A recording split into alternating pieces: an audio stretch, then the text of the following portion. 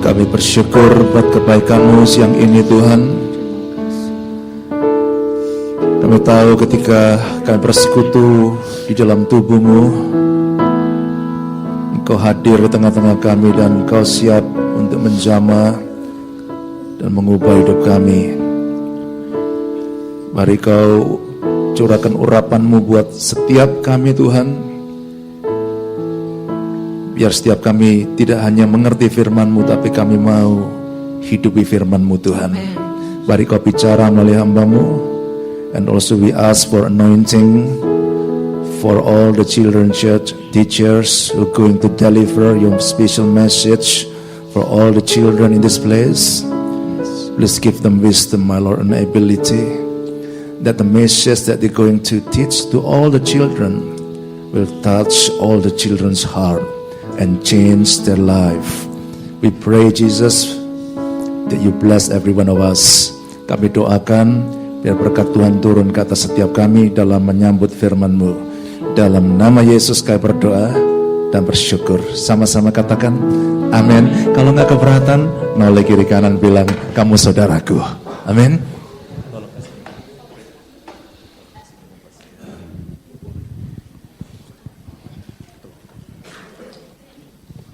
Shalom Bapak Ibu. Ada yang sukacita bersekutu dengan Tuhan siang ini? Coba lambaikan tanganmu, saya ingin lihat. Amin ya. Saya masih sambung apa yang saya sharing minggu kemarin. Saya bicara tentang relationship. Kalau minggu kemarin saya bicara tentang building healthy relationship. Hari ini saya bicara sesuatu yang mendukung apa yang saya sampaikan minggu kemarin. Building healthy partnership. Bilang sama saya apa? Building healthy partnership.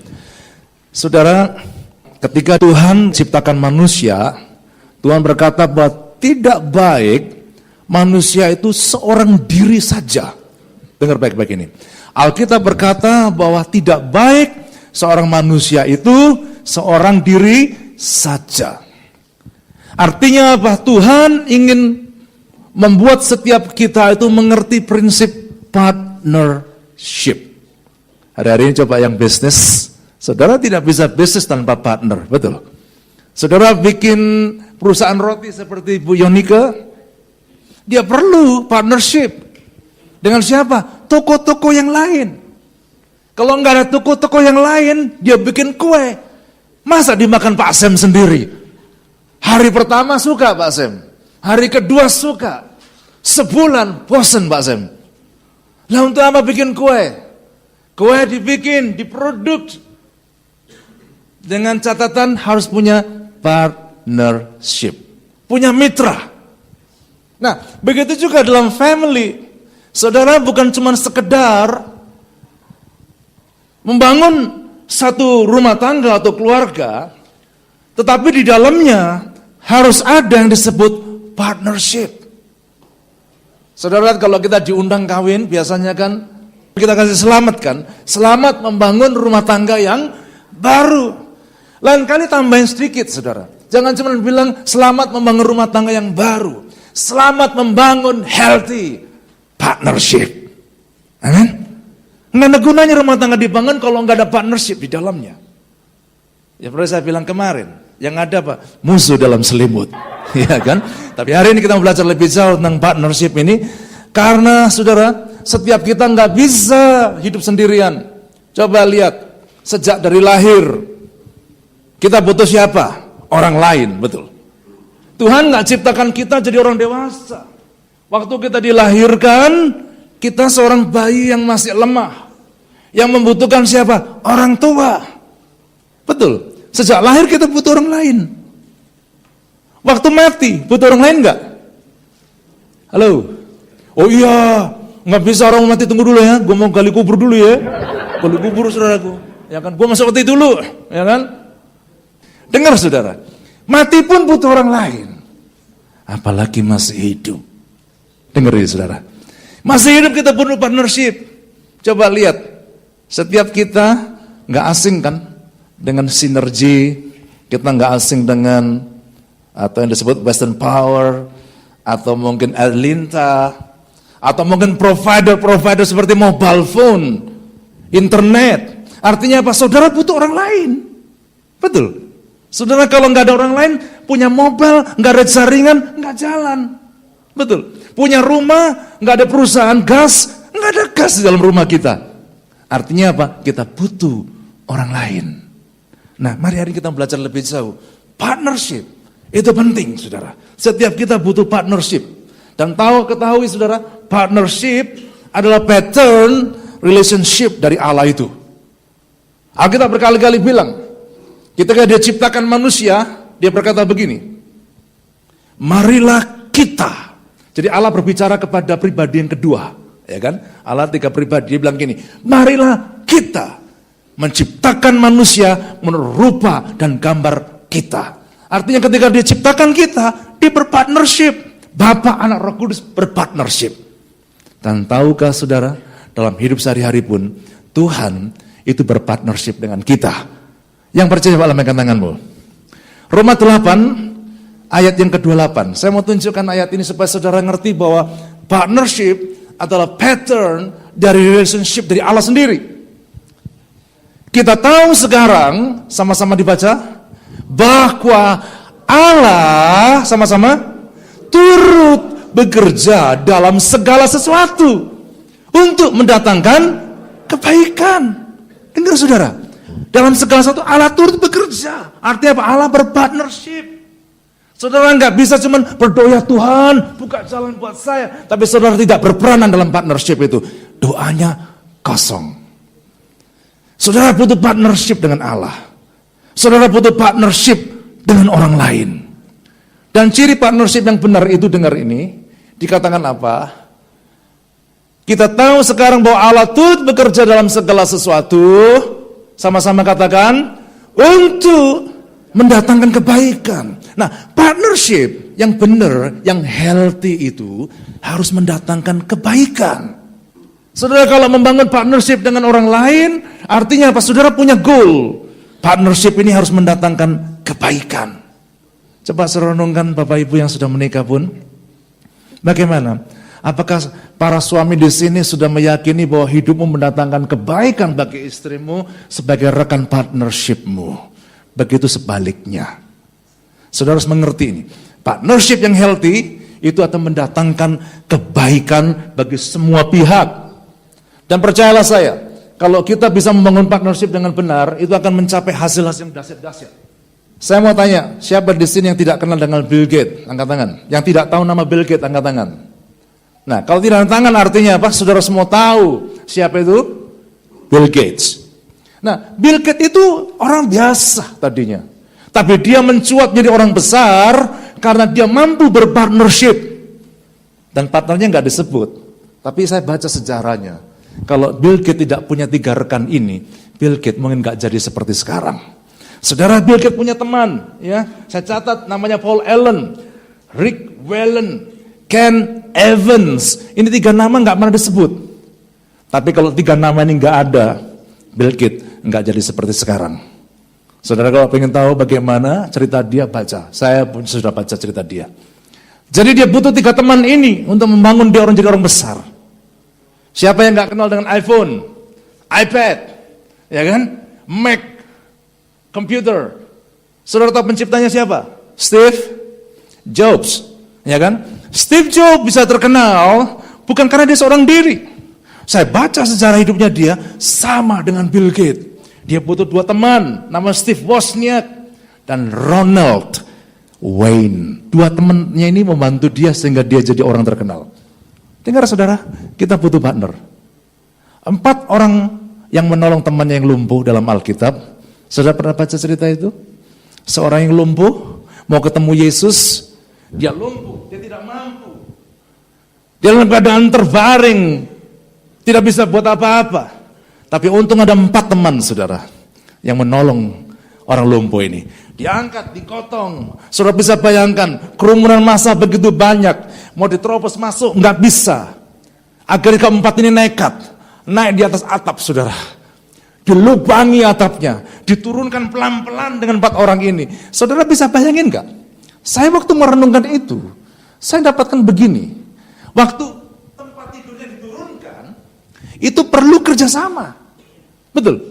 Kalau misalnya yang satu itu talinya terlalu kendur, yang lain masih terlalu kencang, yang terjadi apa? Ini jadi begini, saudara. Kalau tadi lumpuh, begitu jatuh, pansui. Kita tidak bisa bergerak. Bisa mengerti ini. Nurunkannya pun hati-hati, keempatnya harus kerjasama. Pelan-pelan, pelan-pelan, pelan-pelan. Pernah lihat orang turunkan peti mati di lubang kubur? Pernah lihat? Mas, pelan-pelan mas, tarinya pelan-pelan mas. Bayangin, kalau empat ini nggak bisa kerjasama, yang satu dilurur, langsung petinya biuk. Untung orang mati nggak bisa bangkit kan? Betul. Jadi nurunkannya pelan-pelan, kerjasama saudaraku. Diturunkan dengan kerjasama yang baik. Partnership itu harus. Kalau saudara nggak punya partnership, saudara nggak akan jadi apa-apa. Saudara lihat, kalau kita mau beli mobil yang masih bervalue, nah ini ada corakan kita di sini. Kalau cari mobil yang masih bervalue itu kriterianya apa Pak Sam? Ya, kalau saya cari mobil gede ini pakarnya saudara. Nah, terus apa lagi Pak Sam? Oh, 1-2 tahun. Terus kalau 1-2 tahun masih baru. 1-2 tahun masih baru tapi nggak jalan gimana Pak Sam? Nggak mau, ya kan? Jadi intinya apa kalau beli mobil sebenarnya masih bervalue itu? Mobil itu paling tidak harus apa? Masih jalan. Ya dong. Saudara mau beli mobil bodi masih bagus? Masih 2 tahun? Kilometer cuman masih 100, tapi nggak jalan. Mau beli mobil kayak gitu? Hah? Itu mobil-mobilan, saudara. Nggak ada yang mau. Artinya apa? Orang beli mobil paling tidak cirinya harus jalan. Betul? Nah, tahu nggak saudara? Mobil jalan itu karena apa? Semua spare part-nya itu masih berfungsi dan bisa berpartnership dengan bagian-bagian yang lain. Setuju? Kalau misalnya fungsinya satu nggak jalan, maka mobil itu nggak jalan. Atau mungkin fungsi yang lain nggak bisa berpartnership dengan bagian-bagian yang lain dari mobil itu, mobil juga nggak jalan. Dan jangan mimpi terjadi pergerakan. Nah, partnership artinya apa? Masing-masing kita harus meyakini kita ini berfungsi dan bisa berpartnership dengan baik. Baru bisa terjadi apa? Partnership yang sehat. Bisa menangkap ini? Nah, yang menjadi pertanyaan saya, bagaimana cara bangun partnership yang sehat itu? Ini yang perlu kita mau bagiin siang hari ini. Siapa yang mau angkat tangan? Percaya saya, saudara akan diberkati siang ini. Ini penting buat bangun partnership. Di keluarga, di kerjaan, di gereja, di mana aja. Kita perlu partnership. Nah, kita akan buka dalam Alkitab kita. Yohanes pasal 2 ayat 1 sampai 11. Yohanes pasal 2 ayat 1 sampai dengan ayat yang ke-11. Saya ingin saudara-saudara baca bersama-sama dengan saya. Saya baca ayat yang pertama, saudara yang kedua gantian bacanya. Bisa mengerti maksud saya? Di ayat 1.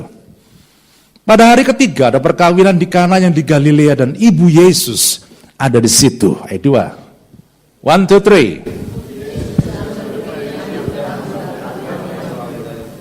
Diundang juga kemana? Ke perkawinan itu. Nah, ayat yang ketiga saya baca.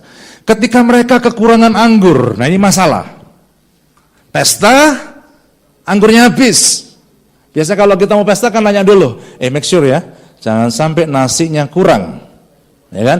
Make sure ya, jangan sampai lauknya kurang. Undang 100, kamu cuma sedia makanan 20, yang 8 gigit jari. Bisa lengkap ini. Jangan sampai terjadi, karena itu bikin malu. Betul? Nah, ini kehabisan saudara. Saya nggak ngerti bagaimana IO-nya mengorganize, tahu-tahu anggurnya habis. Nah, ini masalah. Ibu Yesus berkata kepadanya, mereka kehabisan anggur. Ayat yang keempat, 2, 3.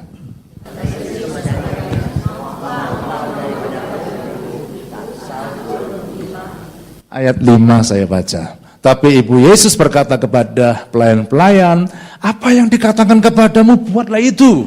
Ayat yang selanjutnya.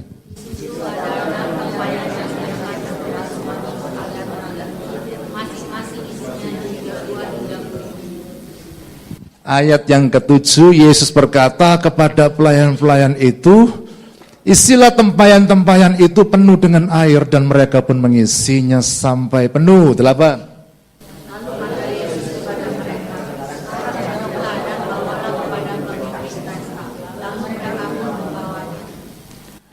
Setelah pemimpin pesta itu mengecap air yang telah menjadi anggur itu, dan ia tidak tahu dari mana datangnya, tapi pelayan-pelayan mencedok air itu mengetahuinya.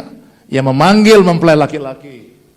Dan berkata kepadanya, setiap orang minum anggur yang baik, dan segala orang puas minum adalah yang baik, tetapi lubang ditanam dengan baik sampai sekarang.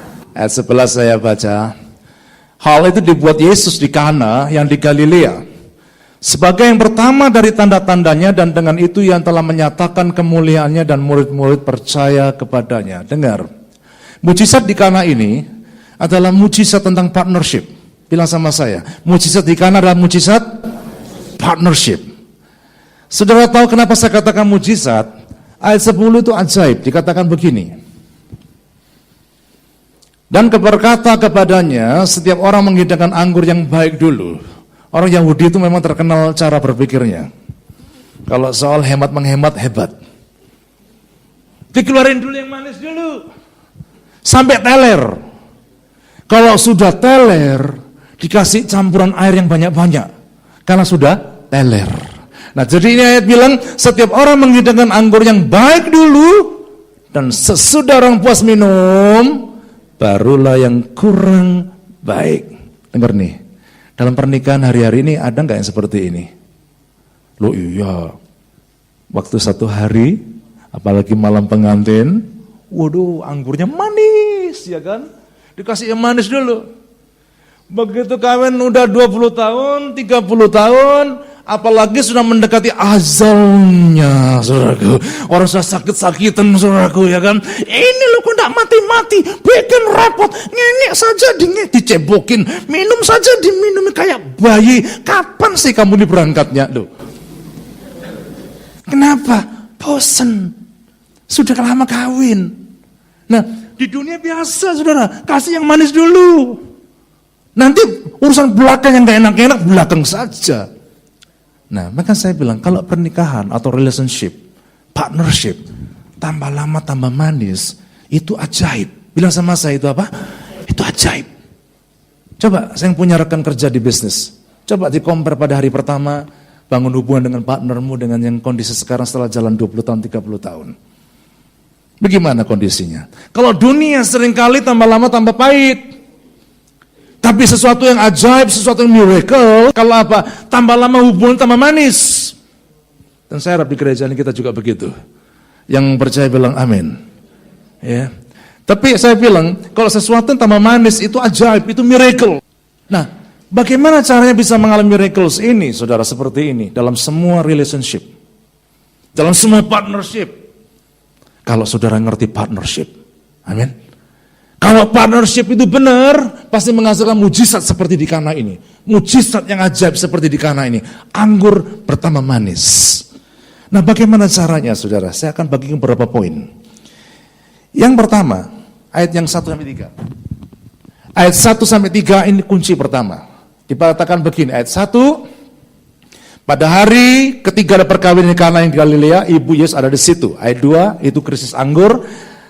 Ayat yang ketiga berkata begini, ketika mereka kekurangan anggur, ibu Yesus berkata kepadanya. Perhatikan ini tertarik sekali saya, saudara. Ibu Yesus bukan lari kepada orang lain, ibu Yesus ngerti kepada siapa dia harus berpartnership. Nah, ternyata apa, saudara? Partnership yang healthy itu dimulai dengan kemampuan kita untuk memilih orang yang tepat untuk partnership. Sekali lagi, partnership yang healthy itu dimulai dengan langkah pertama ini. Kemampuan kita untuk memilih orang yang tepat untuk berpartnership. Knowing with whom we build partnership with. Kita harus tahu, dengan siapa kita bangun hubungan. Makanya anak-anak muda yang di sini, yang masih single-single. Kalau kau cari pasangan hidup, bukan cuma sekedar tujuan kawin. Bukan. Saudara kalau cari pasangan hidup bukan sekedar bodinya bagus, sampai kayak biola double, saudaraku. Ya kan? Bukan yang kayak gentong. Ya boleh. Boleh seperti itu. Tapi dengar, saudara harus tambahkan poin terpenting ini. Poin terpenting ini. Ketika kau cari pasangan hidup, yakinkah kamu bahwa orang yang kamu pilih ini bisa berpartnership dengan kamu? Itu dulu. Kalau tidak bisa berpartnership dengan orang ini, saudara teruskan dengan pernikahan, seringkali nanti di dalamnya akan banyak gejolak-gejolak di dalamnya. Kenapa? Saudara nggak teliti. Bisa nangkep ini? Jadi partnership yang healthy dimulai dengan apa? Kemampuan kita memilih orang yang tepat untuk berpartnership. Kalau saudara nggak tepat pilihnya, saudara yang rugi. Ya. Kenapa? Karena kalau kita salah pilih, maka biarpun dia punya partner di rumah, tapi tidak bisa bangun partnership. Bisa nangkep ini? Ada orang di rumah sudah punya partner, tapi ajaibnya dia berpartnership sama perempuan lain, dengan laki lain. Kenapa, saudara? Karena dia tidak bisa membangun partnership dengan partnernya itu di rumah. Kenapa? Karena partner yang di rumahnya itu tidak bisa diajak berpartnership. Iya kan? Saudara tahu kalau partnership itu harus siapa? Saling kan? Betul. Kalau saudara berpartnership dengan siapa saja kan saling. Saudara nggak bisa nuntut hormatin saya, sementara kita nggak menghormati orang lain. Saudara bisa berkata kepada partner, kenapa sih kamu udah hormati aku? Nah mungkin kamu udah hormati dia. Bisa menangkap ini? Nah, jadi kenapa gagal? Karena partner tidak bisa diajak berpartnership. Atau visinya nggak sama. Dan bahkan mungkin trauma pengalaman masa lalunya. Trauma-trauma pengalaman jelek itu. Ingat gak dulu kamu? Aku tinggal sebentar aja. Ya kan? Baru ke Bali, pulang-pulang kau selingkuh. Nah ya kan jadi pengalaman pahit kan. Trauma-trauma seperti ini harus dikikis, dibuang. Habis. Bisa nangkap ini? Nah, makanya yang belum nikah, kalau mau pilih partner, yakinkan bahwa kamu bisa berpartnership dengan dia. Dia bisa berpartnership dengan kamu. Kalau belum, saudara jangan cepat-cepat bilang apa? I love you. Terlalu gampang loh orang bilang I love you itu. Cuma 3 kata kan? Ya kan? I love you. Ya kan? Kalau kau mati aku juga mati. Kau hidup juga aku hidup. Cepat sekali kau bilang begitu. Tahu-tahu dia nggak bisa partnership dengan kamu. Ujung-ujungnya bilang apa? Lebih baik lu mati dulu aja. Iya kan? Kenapa? Karena nggak bisa partnership. Jadi yang pertama, saudara harus yakini bahwa kamu bisa menemukan orang yang tepat di dalam partnership. Nah, saudara perhatikan, kalau dalam kris anggur seperti ini, Maria tahu siapa yang paling tepat untuk diajak berpartnership, yaitu Yesus sendiri. Nah, masalahnya orang dalam cari partner, biasanya ya, ini perhatikan ini. Biasanya orang cari partner itu cari yang sejenis. Yang sama seleranya, sama backgroundnya, sama begonya. Ada orang gitu kok bego cari yang bego, saudaraku. Sebab kalau dia bego cari orang yang pintar gak mau sama orang bego kan. Jadi bego ketemu bego. Maka saya bilang sama orang di sini, ayo anak muda-muda, penampilan yang bagus dong. Kalau kamu kepingin cowokmu yang penampilan bagus, lu penampilan harus bagus. Kalau kau kepingin orang yang baunya harum, kamu sih bawa harum. Bisa menangkap ini? Kalau kamu sembarangan penampilanmu, rambut acak-acakan, gak mandi 1 bulan. Nah siapa yang mau kawin sama kamu, orang suka mandi? Yang mau sama kamu juga yang sama-sama gak mandinya. Maka rumah, begitu kau masuk di rumah itu, pingsan kau, kenapa? Baunya terlalu keras. Bisa menangkap ini? Jadi, memilih pasangan yang partner yang tepat, itu penting di dalam membangun apa? Partnership. Bukan karena seleranya sama, bukan karena backgroundnya sama, bukan karena saudaraku nasibnya sama. Ada orang cari jodoh gini saudaraku, ya kenapa kau pilih dia? Habis kita background kita sama. Dia nggak punya papa, dia nggak punya mama. Aku juga nggak punya papa, nggak punya mama. Sepatang kara ketemu sepatang kara, maka terjadi apa? 2 batang kara. Iya kan? 2 batang kara saudaraku. Karena dasarnya itu. Jangan.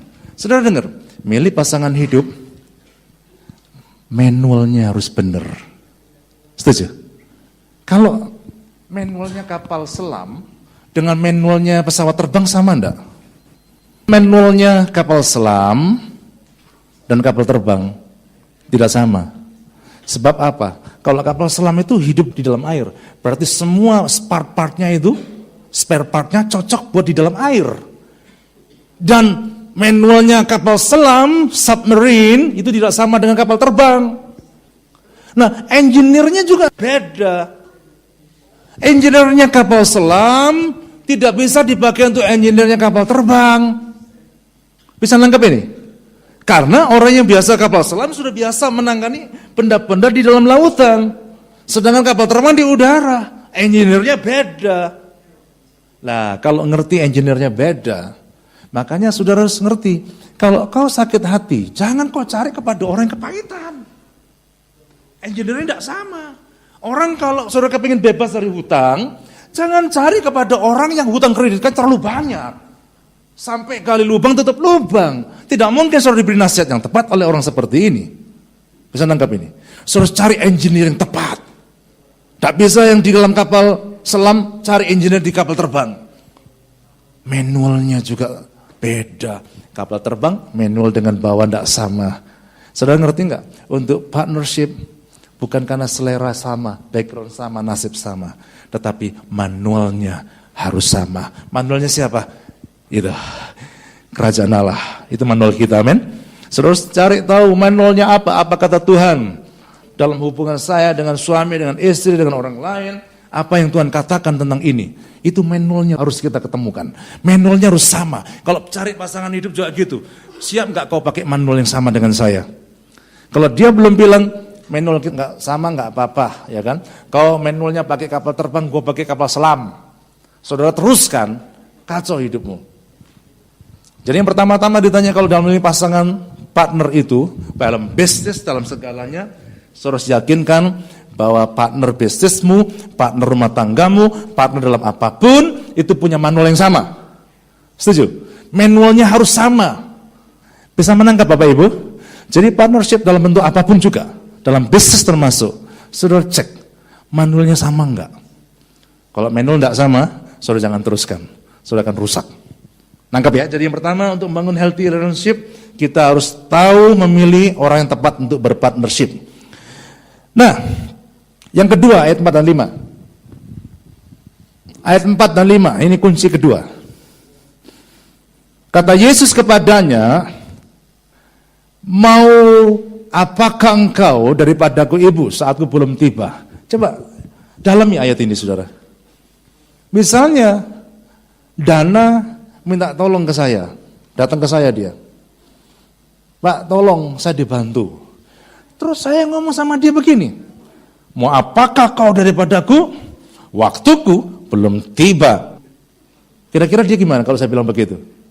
Saya bilang waktuku belum tiba. Kira-kira dia gimana? Masih terus ke saya enggak? Kalau kamu datang ke saya minta tolong, lalu saya bilang, mau apa kamu dengan saya? Waktuku belum tiba. Pergi enggak dia? Pergi. Dan perginya itu meninggalkan berkas-berkas pikiran yang gak enak. Ya dong, bayangkan kalau datang ke rumah saya dengan tujuan minta tolong, misalnya tolong didoakan, misalnya begitu. Kedok-kedok pintu, saya lagi di belakang, gak keluar-keluar, mungkin saya lagi ke WC. Kedok-kedok setengah jam sampai tangan bengkak, gak dibuka pintu. Begitu dibuka, Greg, Pak Johan tolong bantu doa. Lalu saya jawab, ada apa kamu cari saya? Waktuku belum tiba. Sakit hati gak kau? Lumayan. Apalagi Maria. Di depan orang loh saudara. Di depan orang ini. Yesus ini masalah ini. Anggurnya kurang. Yesus jawab apa? Kamu apa? Waktuku belum tiba. Saudara bisa bayangkan kalau Maria punya pemikiran negatif itu dibiarkan. Yang terjadi apa? Partnership gak akan terbentuk. Tapi ternyata Maria terobosin. Maria bilang begini, saudaraku, lihat perhatikan ini, apa kata Maria kepada orang-orang di situ. Tetapi Ibu Yesus berkata kepada pelayan-pelayan, apa yang dikatakan kepadamu, buatlah itu. Artinya apa? Dia tidak punya pikiran negatif. Dia bilang kepada pelayan-pelayan, apa yang dikatakan kepadamu, buatlah itu. Padahal Yesus belum berjanji, kalau saya akan tolong apa-apa. Yesus gak pernah ngomong, nanti aku bereskan. Enggak. Tapi Maria punya pikiran positif. Nanti kalau dia ngomong apa aja, turutin aja lah. Pasti lu akan mujizat. Artinya apa? Kalau kamu ingin melihat mujizat partnership, Saudara jangan biarkan dalam pikiran kita ada konten-konten yang negatif di pikiran kita. Setuju? Nah, ini yang harus dijaga baik-baik saudaraku. Ya, saya beri contoh. Ibu-ibu yang merasa ada kelainan karena mungkin datang bulan sudah terlambat. Biasanya ibu-ibu tes apa? Kehamilan kan? Nah, tes kehamilan itu kalau beli di apotek tandanya apa? Ada plus, ada apa? Minus, betul. Ada plus, ada minus. Mari saya ajak berpikir. Apa yang terjadi kalau di dalam alat yang saudara beli itu ternyata tanda plusnya nggak jalan, yang ada cuma negatif? Apa yang terjadi? Waktu cemplungkan dengan cairan, keluarnya apa? Negatif terus. Lalu apa? Padahal sudah hamil, keluarnya negatif. Wah, dia main pingpong, ya kan? Main tetap aerobik, ya kan? Makan sembarangan. Hasilnya apa? Bayinya kalau hidup pun cacat. Bisa cacat karena dia sembarangan. Ya kan, olahraga keras, ya kan, sit up macam-macam. Kenapa? Gara-gara tandanya nggak ada plusnya. Yang ada cuman negatif. Kalau dalam pikiran cuman nggak ada plusnya, cuman ada negatif, negatif, negatif, semua dilihat secara negatif. Yang terjadi apa? Tidak ada hasil positif. Setuju? Tidak ada hasil positif. Coba, oh ini ada kacamata saya. Kalau saya pakai ini, saya lihat Pak Asyang kelihatan apa semua ini? Kayak James Bond nih ya. Gelap Pak Asyang. Saya nggak kelihatan jelas gitu, ya kan? Semua gelap. Saya lihat ini, saudara-saudara ini gelap, seperti benua gelap gitu. Ya, nggak kelihatan apa-apa. Hitam semua ini. Jangan bilang aku putih, enggak, hitam lu. Aku bilang hitam kok lu kamu. Terminator. Kenapa? Gara-gara ini. Gara-gara ini. Kalau pakai kacamata gelap, yang dilihat cuma apa semua ini? Gelap. Kau pakai kacamata apa? Kalau kau pakai kacamata gelap, kau lihat suamimu gelap. Lihat istrimu gelap. Lihat anak lagi wudu yang ini. Gelap sekali. Tetangga lagi suka lempar-lempar tuh. Gelap semuanya. Kenapa pakai kacamata gelap? Saudara dengar nih, kalau kita pakai kacamata negatif, semua dilihat jadi negatif. Tolong kita buang yang negatif. Amin. Supaya kita bisa berpartnership dengan benar. Kalau kamu berpartnership dengan benar, hasilnya positif, cara pandang kita harus positif. Kalau negatif, maka hasilnya tidak akan menolong kita, saudara. Nah, jadi kunci kedua, tidak merusak partnership dengan pikiran negatif. Katakan bersama-sama saya, kunci kedua apa? Tidak merusak partnership dengan apa? Pikiran negatif. Bisa menangkap sejauh ini? Yang pertama tadi apa? Kita harus tahu memilih teman yang pas, yang benar, yang tepat untuk apa? Partnership. Yang kedua, jangan pakai pikiran negatif. Jangan dirusak partnership dengan pikiran negatif. Yang ketiga, ayat 6-8. Ayat 6-8. Di situ ada 6 tempayan yang disediakan untuk pembasuhan menurut adat orang Yahudi. Saya pikir ya, andai kata kalau tamu-tamunya itu tahu anggurnya dari mana, kira-kira mau minum enggak itu? Tahu enggak airnya dari mana itu? Airnya itu dari tempayan. Orang Yahudi itu punya kebiasaan kalau masuk rumahnya dia, itu sediakan tempayan. Tempayan itu untuk apa sih? Nih, cuci ini. Kaki diobok-obok di situ, diobyok-obyok begitu, itu sudah berapa kaki, saudara, tidak ngerti saya. Itu pasti sudah banyak kan, kalau 100 tamu berarti 100 kaki itu sudah itu. Ya kan? Jadi kalau saya boleh bilang, ini anggur cap kaki 3. Lah, kaki semua saudaraku, masuk diobok-obok semua kan. Saya mau nanya, kalau saudara tahu mau minum enggak? Hah? Loh, dari mana? Ya, dari tempayan. Enggak mau minum mah. Tapi herannya gini, Tuhan itu bisa mengubah ya, keadaan yang bobrok, yang jelek, bagaimana, yang bau, bagaimana, yang kotor, bagaimanapun, menjadi manis. Dalam partnership itu seperti itu. Kalau sudah ngerti partnership yang benar, makanya jangan dikit-dikit gini. Saudara ingat ya, kalau Tuhan aja lihat yang bekas kaki aja itu dilupakan supaya jadi manis. Saudara jangan pernah sama suamimu, sama istri. Ingat ya dulu ya pengalamannya ya. Yang tanggal 20 tahun yang lalu, jam 20, lewat 20 menit, 20 detik. 20 semua saudara. Jangan diingat lagi, karena itu sudah dibuang, diganti apa? Sesuatu yang baik dan manis. Amin. Nah, perhatikan, saya baca lebih jauh. Istilah tempayan-tempayan itu penuh dengan air, dan mereka pun mengisinya sampai penuh. Lalu kata Yesus kepada mereka, sekarang cedoklah dan bawalah kepada pemimpin pesta, lalu mereka membawanya. Nah, ini menarik sekali. Dikatakan di situ ada 6 tempayan disediakan untuk membasuhan menurut adat orang Yahudi. Masing-masing isinya 2-3 buyung. Yesus berkata kepada pelayan-pelayan itu, isi tempayan-tempayan penuh dengan air. Tugasnya pelayan apa? Yesus berkata tugasnya pelayan apa di sini? Mengisi air di dalam tempayan. Tugas Yesus bikin apa? Mujizat. Partnership yang sehat. Artinya apa? Bisa terbangun kalau apa? Masing-masing individu dalam partnership itu melakukan bagiannya. Bisa nangkap ini? Saudara nggak bisa tuntut matamu aja lakukan, saudara enggak. Saudara harus sama-sama melakukannya bagianmu masing-masing. Kalau kau sudah lakukan bagianmu masing-masing, maka mujizat partnership terjadi. Nah, saudara, seringkali ya orang kadang-kadang kalau disuruh melakukan sesuatu bersama-sama, kadang-kadang nuntut yang lain lakukan. Coba lihat, kalau orang tidak melakukan bagiannya, nuntut orang lain, maka yang terjadi mesin itu tidak bisa bergerak. Saya pinjam Pak Robert tadi ini. Ini apa saudara? Wah, ini lebih keren lagi. Spark plug. Kalau Indonesia bilang apa ini? Busi, ya. Pernah mikir nggak? Fungsi busi ini apa? Kalau mesin itu diesel nggak butuh ini. Tapi kalau mesin itu bahan bakarnya bensin, pasti butuh ini. Ini apa sih gunanya?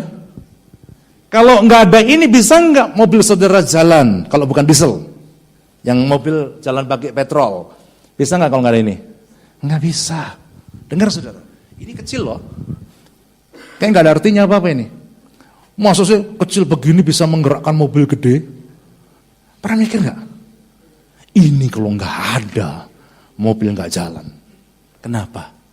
Karena ini saudara, ini belakangnya ini kan, ini biasa disebut spark plug. Itu tujuannya apa sih? Spark plug. Apa artinya spark gitu?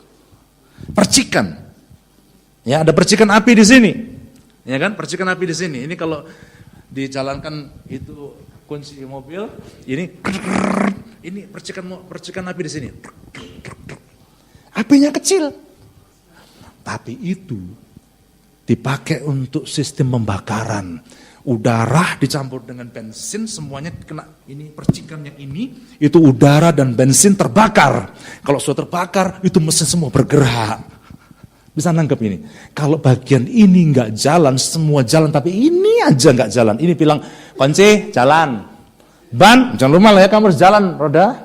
Kecuali gua nggak jalan. Kalau ini nggak jalan, bisa jalan, nggak jalan. Nah, partnership yang sehat itu nggak bisa nuntut orang lain lakukan, kamu nggak lakukan. Kalau kau tidak lakukan, kau merasa bagian saya kan kecil, saya cuma ini.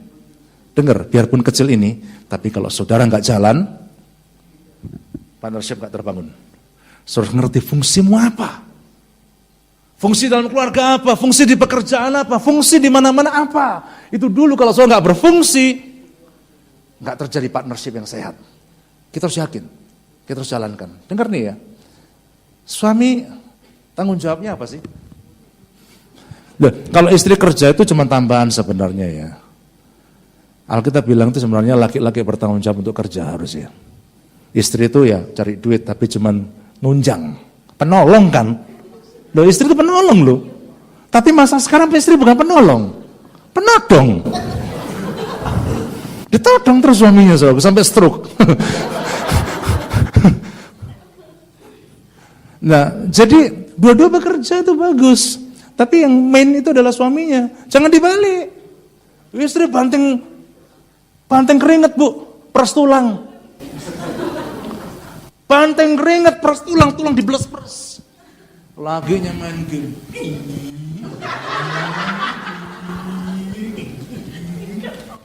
Waduh gawat saudaraku. Istri pulang sudah, Pak aku capek Pak. Aku juga capek Ma. Kenapa? Ngerti dikit kayak gitu loh. Ya. Fungsimu apa? Lakukan bagianmu. Fungsimu jalankan. Kalau kau tidak jalankan cuma nuntut. Aduh gimana? Suami juga begitu. Sudah masak belum? Gimana sih? Perempuan harus masak yang enak. Siapin makanan. Padahal kerjaan dia apa? Sudah main itu, main mobil-mobilan, pulang-pulang istri suruh masak. Pijetin Mah, capek Mah. Kenapa? Ya tadi itu, banyak ngepot-ngepot sini tuh. Capek sini saya. Mari saudara, kenali fungsimu, jalankan fungsimu. Enggak boleh nuntut orang lain jalan fungsi, kamu enggak jalankan fungsimu. Nah, ada lagi juga orang saudara, dia enggak mengerjakan bagian sewajibnya dikerjakan, tapi melakukan sesuatu yang enggak pernah disuruh. Aneh kan? Pada waktu basar, bayangkan ini food fair.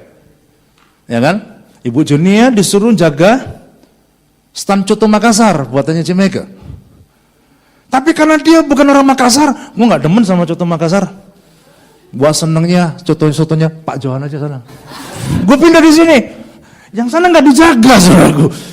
Tugasnya dia jaga coto Makassar. Karena dia nggak demen sama coto Makassar, pindah ke soto saya. Buatan saya ayam, saudaraku. Datang ke saya kan. Nah, saya mau tanya, kalau dia pindah gitu, bisa dibenarkan tidak? Tidak. Sama-sama jual sotonya. Tapi tanggung jawab di coto, bukan soto. Kau jangan lakukan sesuatu yang bukan ditugaskan kepadamu, jangan. Lakukan tugasmu aja, lakukan bagianmu aja, jangan ngurusi orang lain. Jangan diurusi orang lain. Nah, saya harap semua departemen di sini juga dalam pelayanan, kalau bagianmu asir, enggak usah cawe-cawe urusan di sini. Masing-masing punya tanggung sendiri, udah, tanggung jawab masing-masing. Ya toh? Kalau saudara tugasnya nyanyi, jangan saya dikritikin, khotbah kok lama. Kamu aja yang khotbah ya, mau? Kalau lama kamu aja yang khotbah gantiin saya. Mau? Lu susah loh, saudara-saudara kemarin sudah ngorok saya kemarin pulang jam 11 habis doa tuh, anak-anak habis makan doa, sampai di rumah jam 11. 11 saudara sudah atau masih mainan Facebook. Saya baru cuci muka, gosok gigi, siap khotbah tadi malam. Sampai 12:30. Nah, saudara dengar nih, masing-masing punya tugasnya masing-masing. Saya nggak bisa ngurusi yang lain-lain, bukan tanggung jawab, yang bukan urusan saya. Terlalu banyak di kepala saya. Oh, saya kerjakan bagianku, kau kerjakan bagianmu. Bisa menangkap ini.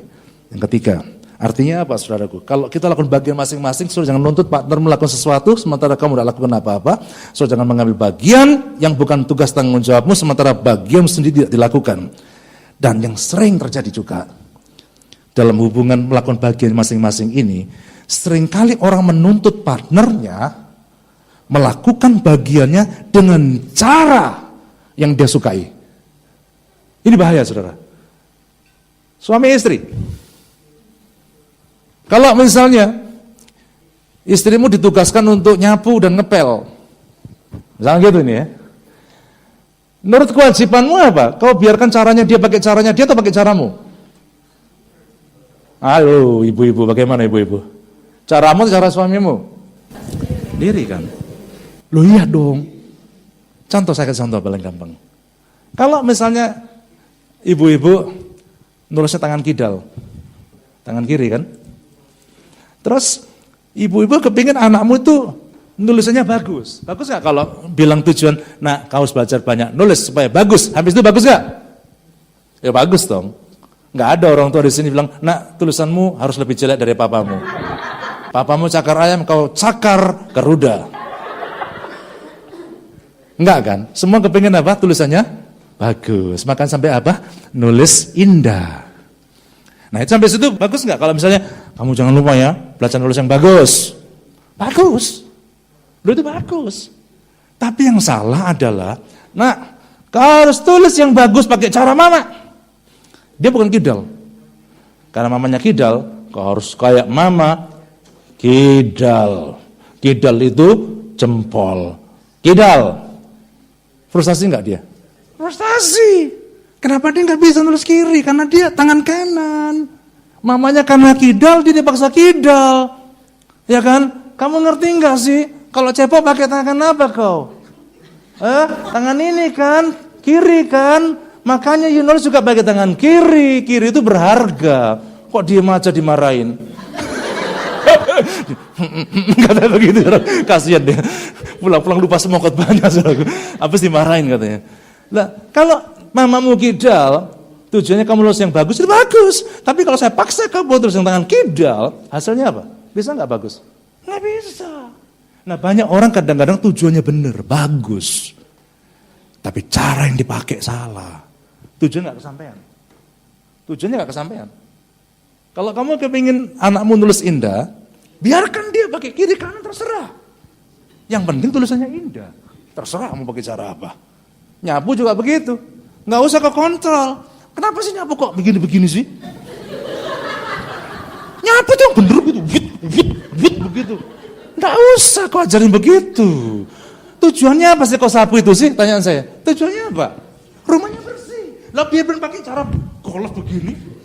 Biarin aja. Yang penting apa? Bersih. Saya sih nggak pernah pusing. Bayang kalau saya ngurusin, wah kepala saya bisa botak, pusing saya. Semua saya urusin dengan cara saya. Biarkan dia putih, sementing. Ayo, nulis yang bagus ya. Pokoknya intinya tulisannya bagus. Terserah dia mau cari pakai cara apa. Kamu terserah mau bersihkan rumah dengan cara apa, jam berapa, terserah. Yang penting rumah bersih. Bisa menangkap ini? Nah, jadi ini sehubungan dengan apa? Kalau partnership itu kita perlu melakukan bagiannya masing-masing. Termasuk kita nggak disuruh untuk ngontrol cara kita, nggak perlu. Saudara akan stres kalau pakai caramu sendiri. Izinkan dia lakukan dengan caranya. Yang penting tujuanmu semua jadi baik.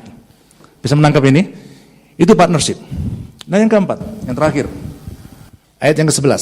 Sama-sama dibaca ayat 11 terakhir. 2, 3. Hal itu dibuat Yesus di Kana, yang di Galilea sebagai yang pertama dari tanda-tandanya, dan dengan itu ia telah menyatakan kemuliaannya, dan murid-muridnya percaya kepadanya. Saudara, dikatakan sebagai yang pertama dari tanda-tandanya, dengan itu ia telah menyatakan kemuliaannya. Kemuliaan mujizat di Kana itu untuk siapa? Untuk Yesus. Mana Marianya?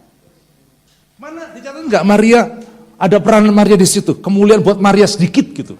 30% buat Maria, 70% buat Yesus. Enggak ditulis. Dikatakan apa? Semua kemuliaan diberikan kepada siapa? Yesus.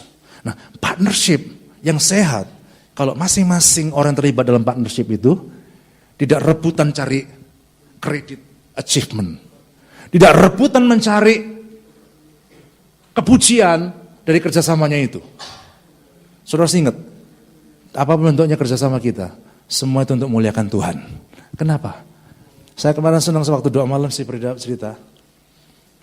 Dia bilang, dia dengar suatu kesaksian yang mengatakan, kita ini sebenarnya terhutang sama Tuhan. Hutangnya banyak sekali. Kalau saya lakukan segala sesuatu di sini semua, itu bukan karena saya kebaikan. Saya lakukan, saya khotbah di sini, saya misalnya main musik di sini, atau saya misalnya memimpin pujian di sini. Semua itu adalah saya kembalikan kepada Tuhan karena Tuhan sudah baik buat saya. Saya balikin kepada Dia. Saya nggak berhak curi kemuliaan Tuhan. Iya kan? Kalau misalnya Pak Afu kirim hadiah ke Pak Mul, ya kan? Hadiah ulang tahun. Lalu Pak Afu belikan berlian yang bagus buat Pak Mul.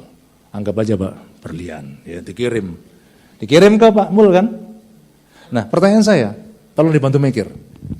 Ketika dia terima diamond itu atau berlian itu, Pak Mul seneng kan? Tapi dengar nih, ketika Pak Mul terima kiriman daripada kurir, ya kan? Datang ke rumah Pak Mul, ketok-ketok pintu, buka pintu dan dia serahkan hadiah. Saya mau tanya, Pak Mul kasih apresiasinya kepada yang ngirim hadiah tadi atau kepada sang pemberi hadiah? Hah? Mungkin gak Pak Mul bilang gini sama kurirnya, waduh apa ini, bentar, tak buka dulu. Oh berlian tuh, waduh, ntar malam ya gua ajak lu makan ya, lu makan sepuasnya all you can eat, gua yang bayar pokoknya sama lo. Buat gitu enggak sama kurirnya. Pak Mul cuma bilang apa sama kurirnya, oke, thank you ya, jangan lupa tanda tangan, ya kan? Udah bye, see you, ya kan? Tapi dia tetap beri apresiasi kepada sang pemberi hadiah. Bagaimana kita semua di sini? Saudara, kalau bisa mencapai sesuatu yang dasar dalam partnershipmu di bisnis di mana-mana, jangan lupa saudara, yang beri saudara siapa? Balikkan ke dia. Healthy partnership itu bisa terbangun kalau kita kembalikan kredit semua kepada Tuhan. Kalau masing-masing rebutan kredit, itu banyak perselisihan dalam partnershipnya. Karena masing-masing pengen dipuji, pengen cari kredit itu. Nah, hari mari lupakan. Suami istri dalam kerja sama apapun, saudara nggak berhak curi kredit itu. Semua kredit kembali kepada siapa? Tuhan. Bisa menangkap ini? Bagaimana kita membangun partnership yang sehat? Coba di-review sekarang. Bagaimana membangun partnership yang sehat? Yang pertama, pilih partner yang pas, yang tepat, yang cocok, yang benar. Yang kedua apa? Jangan merusak partnershipmu dengan pikiran negatif. Yang ketiga, kok cuma dana saja ini? Yang lain cuma... Nah, ibu senang saya. Yang ketiga, lakukan bagiannya masing-masing. Nah, yang keempat terakhir, semua kredit kepujian milik siapa? Tuhan. Kita nggak boleh rebutan dalam keluarga, dalam apapun juga. Mari bangkit berdiri sama-sama. Saya kepingin tahu berapa banyak yang mengerti dan diberkati, angkat tangan tinggi-tinggi. Saya kepingin tahu. Saya kepingin saudara praktekkan partnership ini dalam segala hal. Haleluya.